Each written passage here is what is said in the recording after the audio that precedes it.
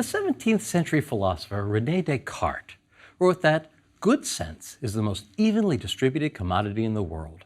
For everyone thinks he has just the right amount, and even those people who are the most difficult to please in all other matters never want more than they already have. We all think that we know how to think and know how to do it well. We've arranged our entire civil society around the idea that we are logical beings, naturally capable of rational thought. We want freedom and liberty because we know what's best for us. We don't need to be told. We just need to be released to live according to our own good sense. Unfortunately, there are what we might term cognitive illusions. That is, ways of thinking that convince us we're right about something we believe when we are, in fact, completely wrong. Contrary to our beliefs, we're not wired to be completely rational. Indeed, there are multiple factors leading us to be irrational. But we certainly are rationalizing animals. We find this sort of backfilling a justification type behavior on different cognitive levels. We suffer greatly from what social psychologists call confirmation bias. That is, when we hold a particular belief, we search out that which we believe supports the belief and explain away or outright ignore that which undermines rational belief in the proposition. When faced with a small amount of supporting evidence and a huge amount of disconfirming evidence, we focus on that which backs us up and take it to swamp the overwhelming evidence against us. Especially when the belief is core to our worldview, we will do incredible intellectual gymnastics to save it from falsification. We overestimate our abilities. The overconfidence effect is the name given to the irrational degree of belief we put in our own choices. What's interesting is that this effect is amplified when the person is the most ignorant. We are the most overconfident about our abilities to do that which we actually know the least about. The Dunning-Kruger effect is the name given to the fact that the less people know about an area or how to do something, the more likely they are to overestimate their ability to do it or understand it. The more ignorant we are, the more brazen we are in our belief about our abilities and our knowledge. Indeed, there are multiple factors leading us to be irrational. Some of these are psychological, some of them are sociological, and some of them are cultural. But understanding that they're out there is the first step to realizing that we need to think carefully about thinking carefully and to teach ourselves how to think in ways that are the most likely to avoid errors.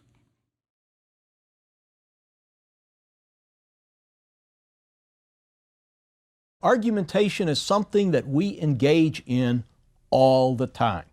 We talk with another person anytime we write, anytime we seek to influence what another person or group of people thinks or believes or does. When people speak to one another or with an audience in mind, they make claims. They make statements that they believe and that they would like for their listeners or their readers to believe as well. Reasons are the justifications that we give for those claims. If there were no attempts to influence people, then the conditions of society and community are not possible. Everyone would go his or her own separate way with no sense of social cohesion, no bonds with others. What is it that creates the bonds with others on which communities and societies are built? It's the interaction between people in which we relate to and try to influence others. Any attempt to influence other people necessarily raises some ethical questions. In fact, argumentation seeks to achieve ethical influence. What is it that makes it ethical? Well, for starters, it does not influence other people against their will. It seeks their free assent. It seeks their agreement to a claim on the basis that they have come to accept the reasons for the claim and the connection between the reasons and the claim. Argumentation is a skill we can understand and improve. As a field of study, argumentation draws on three root disciplines: rhetoric, logic, and dialectic. From rhetoric, argumentation derives its concern with the audience. From logic, it derives the concern with structures of reasoning. And from dialectic, it derives a process of testing knowledge through question and answer in an iterative way. What's the alternative to reason giving? It's to accept or reject claims in knee-jerk fashion based on whim or caprice or on the command of an authority figure.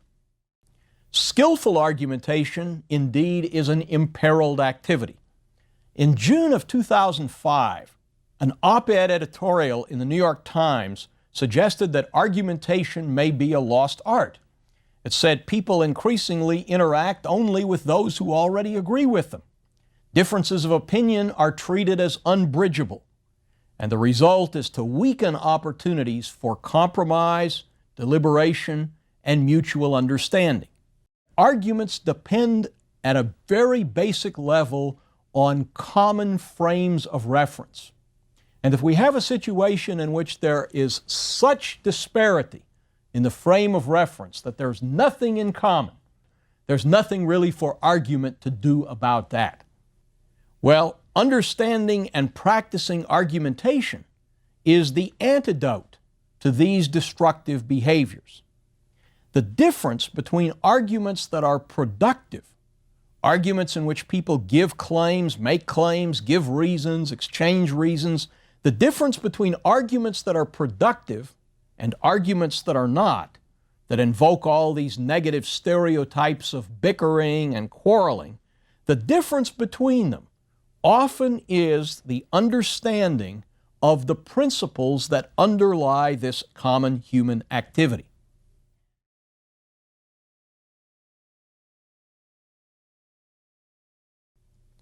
Now let's consider what happens when an advocate advances a claim.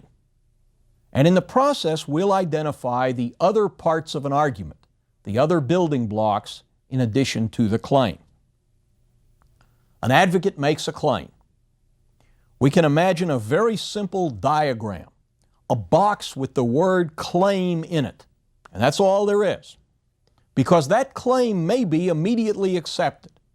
But if the claim is not immediately accepted, if the other person says, "Why do you say that?" or "How do you know?" or "What do you have to go on?" then the original advocate has to produce evidence to support the claim, reasons for the claim in the language that we've been using so far. So now we could imagine a diagram where over on the left we have a box with the word evidence in it, and we have an arrow drawn from the evidence box going over to the box that was labeled claim. That arrow represents an inference. Now, that might be the end of the matter, but often that won't be the end of the matter. The evidence and the inference won't be immediately accepted. And now what I've got to do, I've got to provide some additional evidence to back up the first piece of evidence. You might think of it by saying, I've now got to present a new argument in what originally was evidence, now becomes the claim. Now that's what I've got to justify. And I do so by introducing some new evidence. We could represent this in a diagram by taking the last one we had with evidence leading to a claim. And now it's the evidence we've got to support. So below the evidence, we've got another box that I'll call evidence 1 with an inference leading up to the original evidence box. So I've shored up my original evidence by providing additional evidence. And if you didn't accept that evidence, I'd need still more. But now suppose that what's in dispute is whether there's any connection. In that case, what you're doing is you're challenging not the truth of my evidence, but the link between my evidence and the claim that I've made. You're challenging that arrow that went from evidence to claim. And in that situation, I've got to defend that it's okay to make that inference.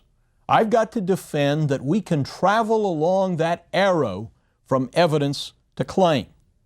And that may require me to shore up or to buttress that arrow. And so now we could represent that by a chart that looks like the second one, with the evidence box leading to the claim, except under the arrow, holding up the arrow, if you will, we'll draw a line to another box that we will label warrant. I've got to give you some warrant for making that inference, some warrant that says it's okay to go from here to here. Now, what if you question the warrant? Then I've got to back up the warrant. You might think of it as establishing a new argument in which the original warrant is now the claim, which I have to establish. So we can take the diagram that we just looked at, where there's evidence leading to claim, and then a warrant box under the link, and we've got to back up this warrant. So we'll draw another box underneath it, I'll call that one warrant 1, that links to the original warrant. Now, this process that I've been describing of making claims, offering evidence, having an inference, providing warrants, shoring up the evidence if necessary, shoring up the warrants if necessary, continues. It continues until the argument reaches its termination, the arguers reach agreement, or the dispute is resolved by a third party. What we've seen in the course of working with these simple diagrams that I've been explaining so far is what the basic parts of an argument are. There are 4. The claim, the evidence for the claim, the inference that links evidence and claim, and the warrant which authorizes or legitimizes our making that inference. Claim, evidence, inference, and warrant. The claim is the statement that we want the listener to believe and act upon. The evidence represents the grounds for making the claim. It's what answers the question, what do you have to go on? The inference is the main proof line that links the evidence to the claim, and the warrant is a license to make the inference.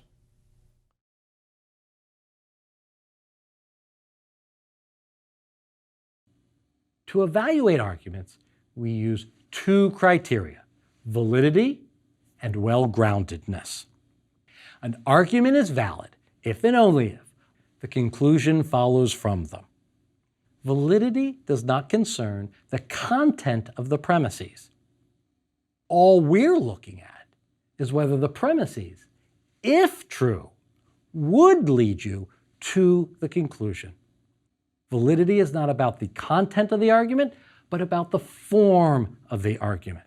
Validity looks at the skeleton of the argument and determines if it's strong enough to support the weight of the conclusion. Any conclusion of that form will be true if the premises of that form are also true. Our second criterion, well-groundedness. An argument is well-grounded if and only if all of its premises are true.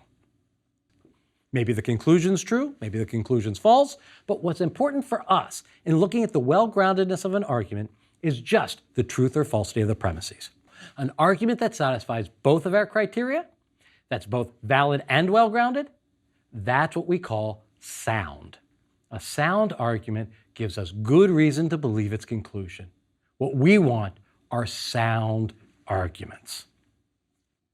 In order to determine which arguments are sound, we need to develop tests for validity and well-groundedness. Validity looks at the structural elements of the argument, and its study is called formal logic. Not because you need to dress up to do the work, but because it's an examination of the form of the arguments. Well-groundedness concerns look at the acceptability of the argument other than the form, and are called informal logic.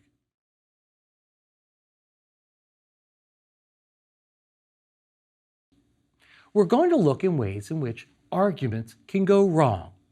It turns out there are standard rhetorical tricks and traps that we regularly fall into. There are common reasoning errors that create unsound arguments, but which are nonetheless attractive to our minds. They sound like good arguments, but in fact, they are unsound arguments. We call these reasoning errors fallacies. A fallacy is an identifiable category of argument that does not support its conclusion. Consider, for example, one of the most well-known fallacies, circular argument. A circular argument is one in which the conclusion is identical to the premise. Circular arguments are one instance of a larger class of fallacies we call begging the question. What begging the question really means is arguing unfairly in a way that tries to use the conclusion in support of itself. It's what we call a leading question. That is, a question that's not fairly asked to elicit an honest response from the listener, but rather a sentence that looks like a question, but is designed to lead the listener to a particular desired response. One way to beg the question is to use questions that are not questions. Another way is to use the connotative power of language to frame questions unfairly.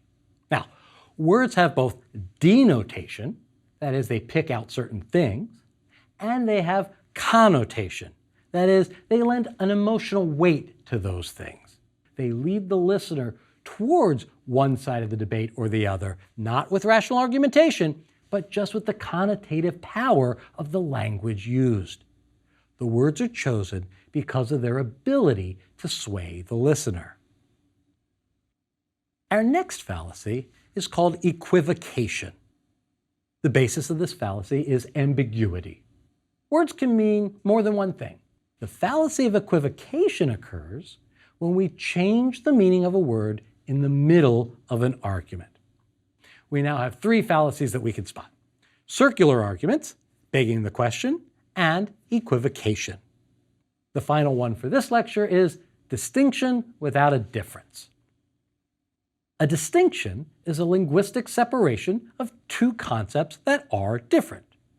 This fallacy occurs when we try to draw a distinction between two things that are not, in fact, distinct. Circular argument, trying to use a conclusion as a premise. Begging the question, using the connotative power of language instead of evidence to convince listeners. Equivocation, changing the meaning of operative terms in the middle of an argument. Distinction without a difference, linguistically separating two meanings that are not distinct.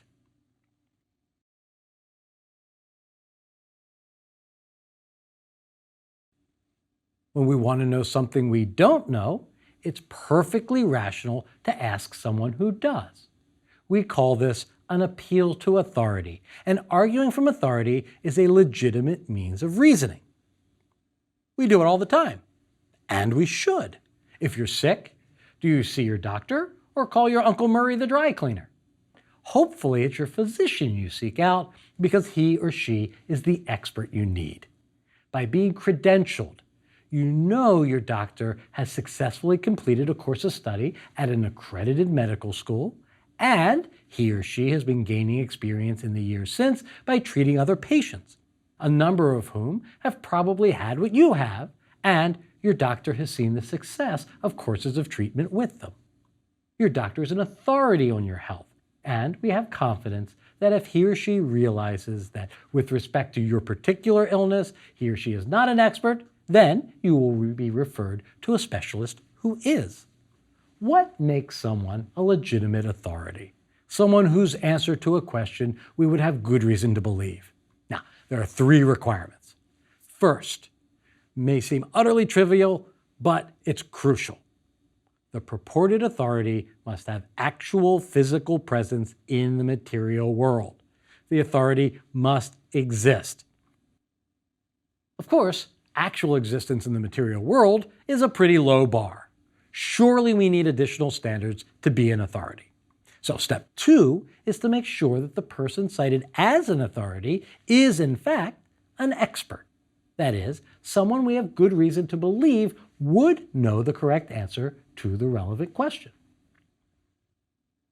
What makes someone an expert? Depends on the case. On the one hand, if the question were about, say, basic general science, then someone who has a basic education in the area would be enough to qualify. On the other hand, if it were an intricate question about a cutting-edge aspect of science, then an expert would be someone with more education who's involved in that particular subfield. But there is one last criterion. The person must not only be in a position to know the answer to the question, but the person must also not have a stake in my believing one way or the other. The expert must be objective or disinterested. So, a good authority then must meet 3 conditions. 1, have material existence. 2, be an expert in the field. And 3, be impartial and not profit from my believing one way or the other. If someone meets all 3 of these criteria, that person can be considered an authority, and his or her word can be reasonably taken. If someone fails to meet one or more of these, then the use of that person's word in an argument from authority would be a reasoning error. A related fallacy is what we call appeal to common opinion, also known by the Latin ad populum. Simply because lots of people believe it does not make it true.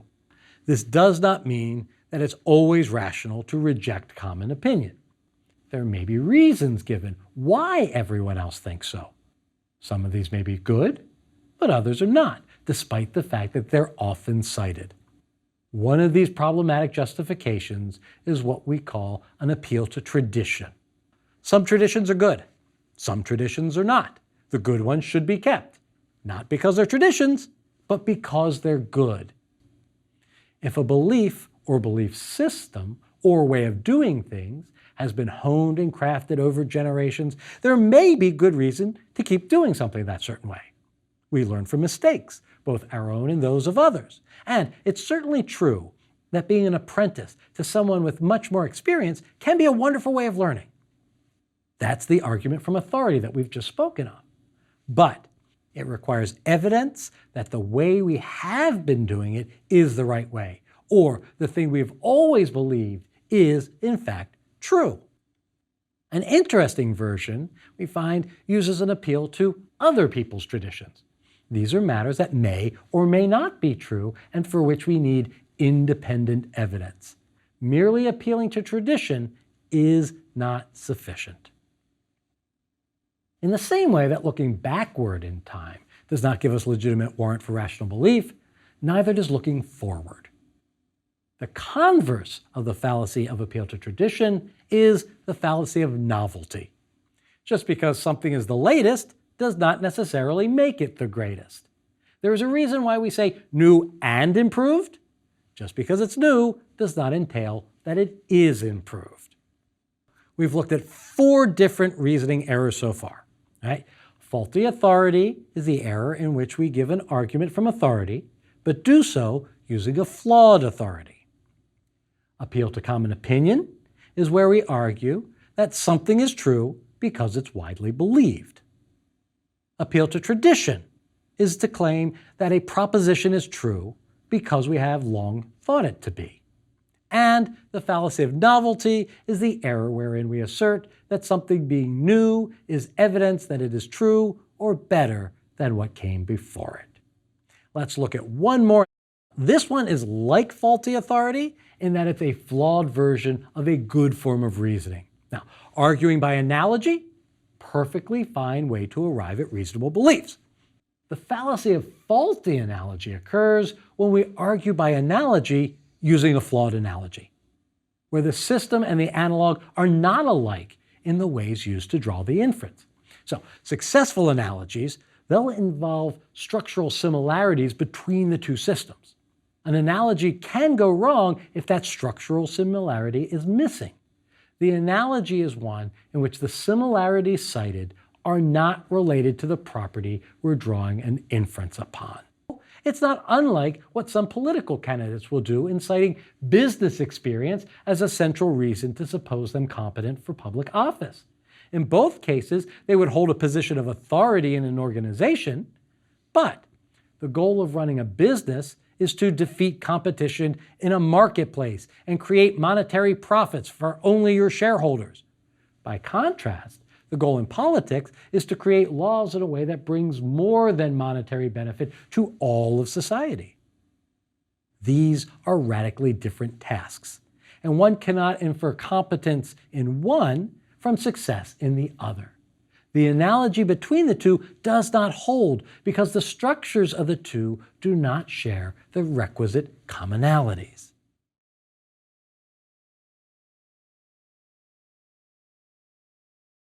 Some of the most interesting and important claims we make are about cause and effect. So much of what we want to know about the world, about each other, and about ourselves involves the sort of why questions that assert cause and effect relations. Unfortunately, they're also among the most difficult to establish logically. Most people have heard the old logical dictum that correlation does not entail causation. That is, that simply because you can find two things occurring together does not mean that we can assert with any certainty that one caused the other. Now, it may be the case, but simply identifying a correlation does not itself establish in any way that there's a cause and effect relation. We need to understand the mechanism by which event A brings about event B if we want to be justified in asserting that A causes B. Now, it's certainly true that for event A to cause event B, A must precede B in time. Causes come before their effects. First, we observe the cause and then the effect. But just because we saw event A before event B does not itself give us good reason to infer that A caused B. Time order is not sufficient warrant to assert cause and effect relations. To do so is to commit the error known by the Latin phrase post hoc ergo propter hoc, which means after this, therefore because of it. Just because it comes after does not mean that it happened because of. Most logicians abbreviate this as the post hoc fallacy. But our brains are wired to always look for cause and effect. We'll often make post hoc arguments around individual events when the effect is something unusual or something significant. When something odd occurs, we try to determine why and see if there's something different in the antecedent context, if there was something else unusual beforehand. We may jump to the conclusion that whatever was different before must be the cause of what was different after. The post hoc inferences that we cling to the strongest are those that do not correlate single events. But when we notice most of the time we observe events of type A, we also tend to observe thereafter events of type B. Seeing the repetition of the correlation strengthens our belief in the causation. If we want to assert a cause and effect relation between A and B, we need more than time order. We need the mechanism. Making the inference based only on time order, only on correlation, can lead to flawed inferences in a couple of different ways. Simply because there's a correlation between the two does not mean that one causes the other. Rather, in this case, there's a third thing that causes them both. By taking the correlation to imply causation, we've committed the fallacy we call neglect of a common cause. Just because whenever we see A, we also see B, does not mean that A causes B or B causes A. There may be a third thing, C, that causes both A and B. There are two other cause and effect reasoning errors that can occur even if there actually is a causal relation between A and B. And these both result from the fact that causes in the real world are often multifaceted. The first is what we call causal oversimplification. One would commit the fallacy of causal oversimplification if one were to take any of this multitude of lowercase c causes and assert that it and it alone is the capital C cause. To make an accurate statement of cause and effect, we need to make sure that they're all part of the causal story we tell. To pick one of those factors and elevate it and it alone as the cause is the error of causal oversimplification. Now, a related error is to confuse a necessary with a sufficient condition. A condition A is necessary for B if you cannot have B without first having had A. In other words, A is necessary for B if A is required for even the possibility of B. A doesn't bring about B by itself, but if there is no A, there is no B. Now, a condition A is sufficient for B if A by itself is enough to bring about B. The converse can be found occasionally as well. Sometimes we take a sufficient condition and wrongly assert it to be necessary. This will often be the result on focusing on a particular way of doing something that's become habitual for us, and we allow ourselves to be blinded to other ways of accomplishing the same task. We've looked at 4 ways in which cause and effect reasoning can go wrong. In addition to the post hoc and neglect of a common cause fallacies, we've now seen 2 more cause and effect fallacies. Causal oversimplification takes a complex interplay of causes and ignores all but one, falsely elevating it to the status of the cause. And confusion of a necessary and sufficient condition is the error where we take a sufficient condition wrongly to be necessary or a necessary condition wrongly to be sufficient.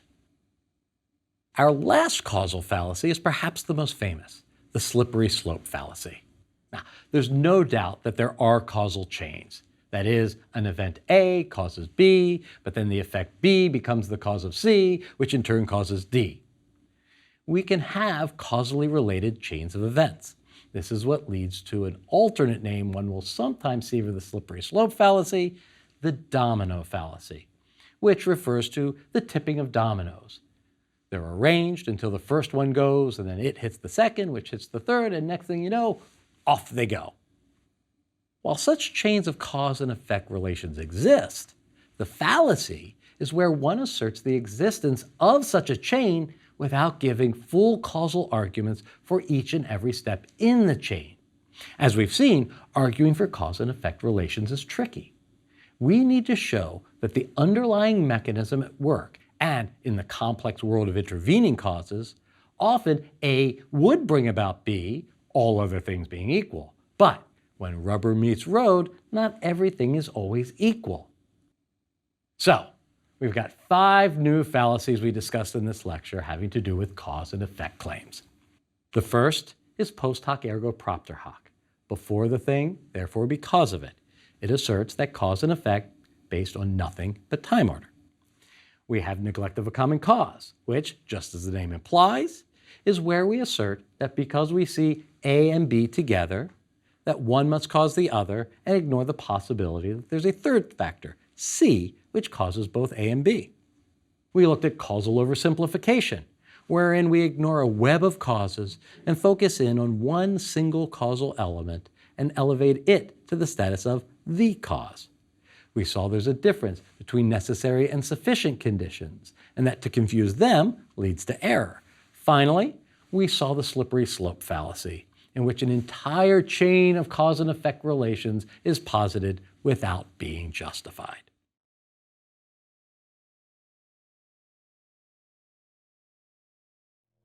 One of the most difficult aspects of engaging in passionate discourse is keeping the discussion focused on the question at hand. When someone's disagreeing with us, especially if it involves a proposition we take to be important, we can feel attacked. The result is that the fight or flight portion of the brain becomes engaged. And this can overtake the functioning of the part of the brain associated with our rational faculties. We feel that we have to defend ourselves through any means possible, not necessarily the ones that will lead to open-minded consideration. The outcome is often logically unfortunate. What frequently happens is that the conversation gets hijacked by irrelevant appeals that cause the discussion to veer off in directions that do not serve the central point, but serve only to obscure it. One of the most common diversionary fallacies is where, instead of attacking the argument, we instead focus on attacking the arguer. This fallacy is known by its Latin name, ad hominem, which translates as to the man. The idea is that we're focused on the person instead of the case the person is making.